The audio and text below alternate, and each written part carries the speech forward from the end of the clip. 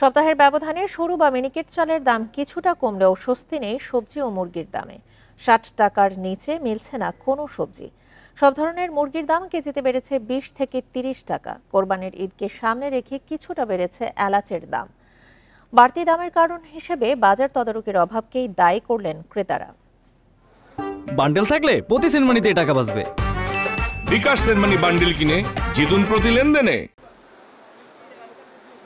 বাজারে এসেছে বড় মৌসুমের নতুন চাল। খুচরা পর্যায়ে কেজিতে ৫ থেকে ৮ টাকা কমেছে মিনিকেট চালের দাম। মানভেদে বিক্রি হচ্ছে ৮৫ থেকে ৯২ টাকায়। তবে নাজির শাল, বিডি ২৮, বিডি ২৯ ও স্বর্ণা চাল আগের দামেই আছে। এক সপ্তাহ ১০ দিন যাবত হচ্ছে চিকন চালের দামটা একটু রিজনেবল প্রাইসের মধ্যে আসলে মানে ৪-৫ টাকা কেজিতে কমলেও কিন্তু মোটা চালের দামটা এখনো কমতেছে না। বাজারে আপনার ধীরে ধীরে নতুন ধান আসছে, তো আপনার ধীরে কিছু নতুন চাউল আসছে, এই জন্য মিনিকেট দামটা একটু কম।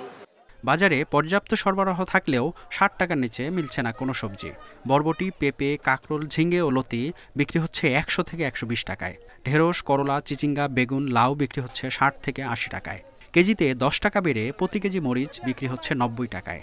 দাম বাড়ার কারণ হিসেবে বিক্রেতাদের নানা অজুহাত থাকলেও তদারকি ও সিন্ডিকেটকেই দায়ী করছেন ক্রেতারা।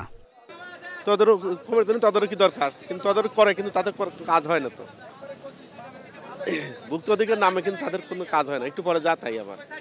এদিকে সপ্তাহের ব্যবধানে সব ধরনের মুরগির দাম কেজিতে ২০ থেকে ৩০ টাকা বেড়েছে।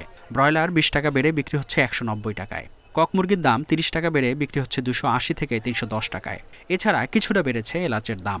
কোরবান মশলার চাহিদা আস্তে আস্তে বাড়তেছে। জিরা, এলাচি, দারচিনি, লং, গোলমরিচ এগুলোর চাহিদা বেশি। জিরার দামটা ঠিক আছে, কম আছে, ৬০০ টাকা, ৬৫০ টাকা।